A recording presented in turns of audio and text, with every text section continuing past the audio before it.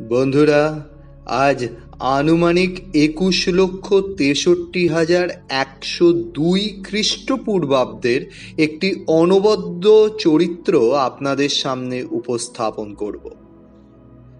সেই চরিত্রের মধ্যে এমন কি ছিল যা আজ এত লক্ষ বছর পরেও একটা আলোকময় চরিত্র হয়ে আছে? আমি মহাকবি মহর্ষি বাল্মীকির কথা বলছি বন্ধুরা। শুধু রামায়ণের রচয়িতাই তিনি নন, তিনি প্রথম ও আদি কবি, আর তিনি স্রষ্টা পৃথিবীর সব থেকে প্রাচীন ভাষা সংস্কৃতে। আজ সেই মহর্ষির জীবন কথাই রইল আপনাদের জন্য। শুধু সংকল্প ও সংকল্পের সমর্পণ দস্যুকেও লোকমান্য করে তোলে। হ্যাঁ, আজ সেই দস্যু রত্নাকরের বাল্মীকি যাত্রা কিভাবে হলো তাই আপনাদের সামনে উপস্থাপন করব। রত্নাকর জীবনে প্রথমার্ধে একজন সৈনিক ছিল। হ্যাঁ বন্ধুরা, দস্যু রত্নাকর একজন সৈনিক ছিল। তার কাজ হলো দেশ ও দেশের মানুষকে রক্ষা করা। সে যেমন অসহায় দুর্বলের রক্ষক ছিল, তেমনি ছিল রাজকর্তব্য প্রতিপালক। দুর্নীতি, হত্যা, মিথ্যাচার, হিংসা, প্রতিহিংসা, অত্যাচার, সমাজের পিছনে লুকিয়ে থাকা এইসব দস্যু বৃত্তিকে সংহার করতে করতে সেই রত্নাকর হয়ে ওঠে দস্যু রত্নাকর। সমাজের শিখরে থাকা বৃত্তশীল মানুষ রত্নাকরকে সমাজ থেকে বহিষ্কার করে। পিতামাতা, স্ত্রী, সন্তান এই সবাইকে নিয়ে এক গভীর জঙ্গলে আশ্রয় নেয় রত্নাকর। আর জঙ্গলের রাজা হয়ে ওঠে সে। লুট, হত্যা, নির্মমতার একদম চরম শিখরে ওঠে দস্যু রত্নাকর। রত্নাকরের নাম মাত্র মানুষ ভীত, সন্ত্রস্ত হয়ে ওঠে। ঠিক এমন সময় ঘটে রত্নাকরের জীবনে আর এক পরিবর্তন। ত্রিদেবের আজ্ঞা মতো দেবর্ষি নারদ বেরোন এক পাতকের খোঁজে, যে নরাধমের মুখে রাম নামের প্রচার হবে।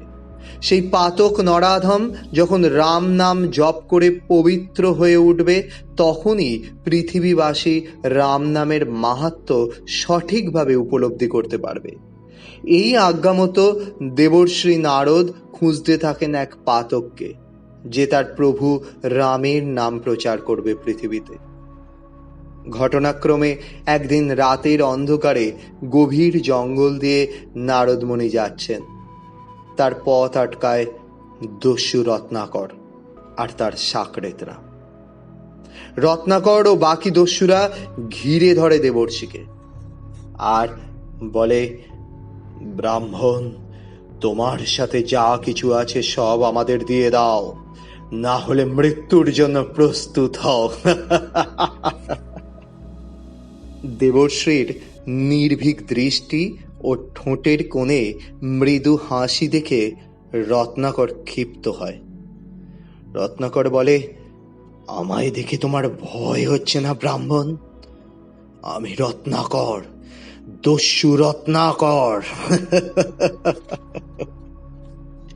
তখন দেবর্ষি হাসতে হাসতে বলেন, আমি নারদ।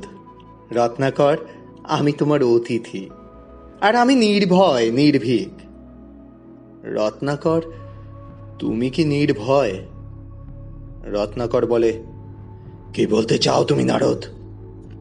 নারদ মুনি বলেন, আমার প্রাণে কোনো ভয় নেই, না আছে সফলতার কোনো বাসনা, না কাল বা কলঙ্কের কোনো ভয়। আমি মুক্ত। তুমি বলো রত্নাকর, তুমি কি নির্ভয়? রত্নাকর বলে, হ্যাঁ, আমি নির্ভয়। আমার না ভয় আছে প্রাণের, না অসফলতার, না কালের, না কলঙ্কের। তবে তুমি জঙ্গলে কেন লুকিয়ে থাকো? রাজাকে ভয় পাও? না। প্রজাকে ভয় পাও?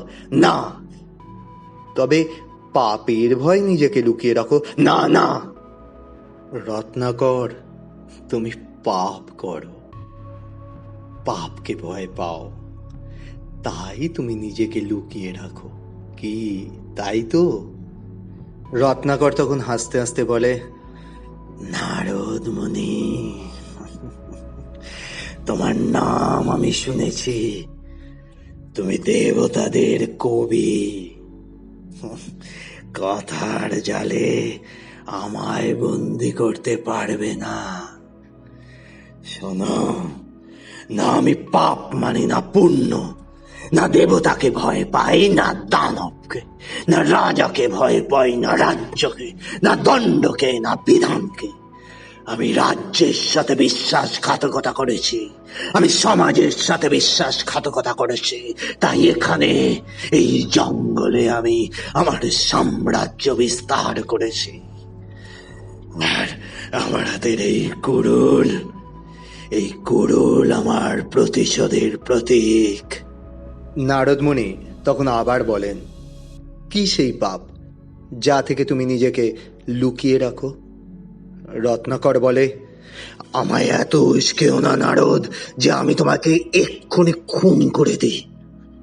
যা আছে তোমার কাছে সব দিয়ে চলে যাও। এইসব পাপ পুণ্যের পরিভাষা সমাজের উঁচুতে বসে থাকা লোকগুলো তৈরি করে আর নিচুদের ওপরে চাপিয়ে দেয়। আমি সাম্রাজ্যের বিস্তার দেখেছি, হত্যার মধ্যে দিয়ে, ছলের মধ্যে দিয়ে, বল প্রয়োগ করে। আমি বাণিজ্যের বিস্তার দেখেছি, কপটতার মধ্যে দিয়ে, অনৈতিকতা, অধর্মের মধ্যে দিয়ে। ওগুলো পাপ নয়। আমি একজন সৈনিক ছিলাম।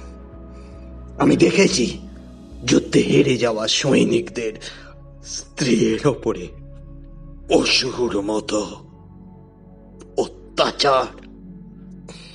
এটা পাপ নয়। আর এইসব দস্যু বৃত্তির সংহার করলাম, আমি পাপী হয়ে গেলাম। রাজা, সেনাপতির অপরাধী হয়ে গেলাম আমি। এগুলো কি পাপ ছিল নারদ? অন্যের পাপ নিজের পাপকে ঠিক করতে পারে না রত্নাকর। তখন রত্নাকর রেগে গিয়ে চিৎকার করে বলে ওঠে, আমি পাপী নই। দেবর্ষি বলেন, বেশ, তুমি তোমার বাড়িতে গিয়ে স্ত্রী, পুত্র, পিতামাতা ও বাকি পরিজনদের জিজ্ঞাসা করো, তুমি কি পাপী, আর তারা কি তোমার এই পাপের বোঝা নিতে প্রস্তুত? রত্নাকর বলে, হ্যাঁ, কেন পাপের বোঝা নেবে না? ওদের জন্যই তো আমি এসব করি, ওদের সুখের জন্যই আমি করি। তখন দেবর্ষি বলেন, বেশ, আমি এখানেই তোমার বাকি দস্যুদের সাথে বসে আছি। তুমি পরিবারের সবাইকে জিজ্ঞাসা করে এসো, আর যদি ওরা তোমার সাথে থাকে তবে তুমি ফিরে এসে আমায় হত্যা করে লুট করো। রত্নাকর বাড়ি ফিরে এসে তার পত্নীকে বলে, আমি যা কিছু করছি এটা কি পাপ? রত্নাকরের স্ত্রী নিরুত্তর থাকে। তখন রত্নাকর বলে, যদি এটা পাপ হয় তবে তুমি কি এই পাপের ভাগ নিতে প্রস্তুত? তখন রত্নাকরের স্ত্রী বলে, না স্বামী, আমি আপনার সুখে দুঃখে সাথ দেওয়ার প্রতিশ্রুতি দিয়েছি। এটাই আমার পত্নী ধর্ম। আপনার পাপের ভাগ আপনাকেই ওঠাতে হবে, সেটা আমি আপনার সাথে ভাগ করতে পারি না। রত্নাকর ব্যথিত হয়। তখন রত্নাকর তার পিতা চৌবক মুনির কাছে একই প্রশ্ন করে। তখন তার পিতা বলে, তুমি ভূমিষ্ঠ হলে যখন, তখন আমি তোমাকে বড় করবার জন্য যদি কোনো পাপ করে থাকি, সেই পাপ শুধু আমার পুত্র, তা তোমার নয়। ঠিক তেমনি শাস্ত্রে বলে, বার্ধক্য হলো মনুষ্য জন্মের দ্বিতীয় শৈশব। তাই আমার প্রতিপালনের ভার তোমার, আর সেই অন্ন সংস্থানের জন্য যদি কোনো পাপ করতে হয় তবে তার দায়িত্ব সম্পূর্ণ তোমার। এবার রত্নাকর তার মাকে একই প্রশ্ন করে। রত্নাকরের মা বলে, শোন, তোর মতো কুলাঙ্গারে জন্ম দিতে গিয়েও আমায় 10 মাস যন্ত্রণা সহ্য করতে হয়েছিল। সেই যন্ত্রণার ভাগ কি তুই নিতে পারবি? 2 মুঠো ভাতের যোগান দিস বলে আমায় তোর পাপের ভাগিদার হতে হবে? কখনো না, কখনো না, এটা তোর কর্তব্য। রত্নাকরের মন একদম ভেঙে যায়। কাঁদতে কাঁদতে ফিরে আসে দেবর্ষির কাছে। দেবর্ষি ভাবে বিভোর হয়ে বসে আছেন। अपि चेत सुदुराचार भजते माम अनन्य भाग साधुरेव मन्तव्य शमग्गवशीत ईश अपि चेत सुदुराचार भजते माम अनन्य भाग साधुरेव मन्तव्य शमग्गवशीत ईश। এবার রত্নাকর দেবর্ষির পায়ে পড়ে কাঁদতে থাকে।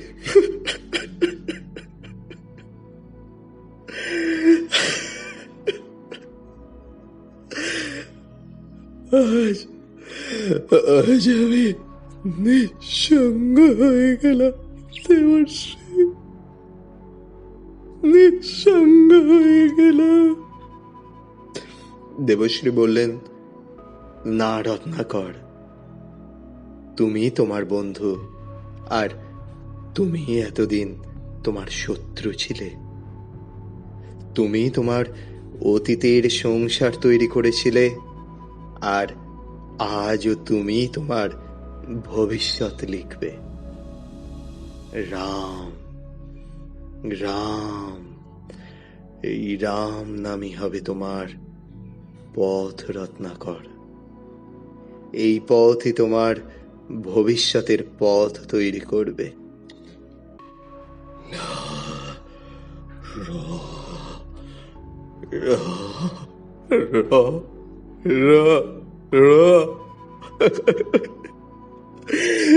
দেবশ্রী, আমি যে নাম উচ্চারণ করতে পারছি না দেবশ্রী, তবে কি আমার উদ্ধার হবে না?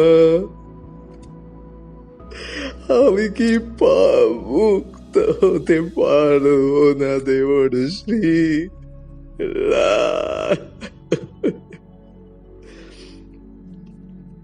বেশ, তবে তুমি রামকে উল্টে বলো, মরা মরা। মরা মরা বলতে বলতেই তোমার মন ও শরীর শুদ্ধ হবে, আর রাম নাম তখনই তুমি বলতে পারবে। এইভাবে হাজার হাজার বছর ধরে রত্নাকর সাধনা করতে থাকেন। তার শরীরে উই পোকার ঢিপি করে ফেলে। এই উই ঢিপি অর্থাৎ বাল্মীকারের মধ্যেই রত্নাকরের পুনর্জন্ম হয় বলে ওনাকে ঋষি বাল্মীকি নাম দেন ব্রহ্মদেব। কথিত আছে ঋষি বাল্মীকি একদিন বনবিহারে বেরিয়েছেন। এমন সময় দেখেন এক নিষাদ একটি পাখিকে তীরবিদ্ধ করে। তা দেখে ঋষি বাল্মীকি অত্যন্ত ব্যথিত হন আর নিষাদকে অভিশাপ দিয়ে এই বলেন, মা নিষাদ প্রতিষ্ঠম তব মা গমশস্যতি সমাহ যৎ ক্রৌঞ্চ মিথুনাদেকম ভবধি কামমহিতম। আর এই হলো সংস্কৃত ভাষার প্রথম শ্লোক। এর অর্থ হলো, হে নিষাদ, তোমরা কোনো কালে সমাজে সম্মান পাবে না, কারণ যুগল পাখি যখন একে অপরকে ভালোবাসতে উদ্যত হচ্ছিল তুমি তাকে হত্যা করলে। আর এই সংস্কৃত শ্লোকই সংস্কৃত ভাষার রূপকার। তারপরে মহর্ষি বাল্মীকি সংস্কৃতে কবিতার ছন্দে রামায়ণ রচনা করেন। তাই মহর্ষি বাল্মীকি হলেন আদি কবি, আর রামায়ণ হল পৃথিবীতে লেখা প্রথম কাব্যগ্রন্থ। এই হলো রত্নাকরের বাল্মীকি যাত্রা। এই যাত্রা আত্মা থেকে পরমাত্মায় লীন হওয়ার যাত্রা, যা সংকল্প ও সমর্পণের মধ্যে দিয়ে সম্পূর্ণ করেছিলেন মহর্ষি বাল্মীকি। বন্ধুরা, এখানেই শেষ হলো আমাদের আজকের গল্প রত্নাকরের বাল্মীকি যাত্রা। যদি আপনাদের ভালো লেগে থাকে অবশ্যই লাইক, শেয়ার এবং কমেন্ট করবেন, এবং প্লিজ আমাদের চ্যানেলটাকে সাবস্ক্রাইব করবেন। আপনারা সবাই খুব ভালো থাকুন। প্রভু আপনাদের মঙ্গল করুন।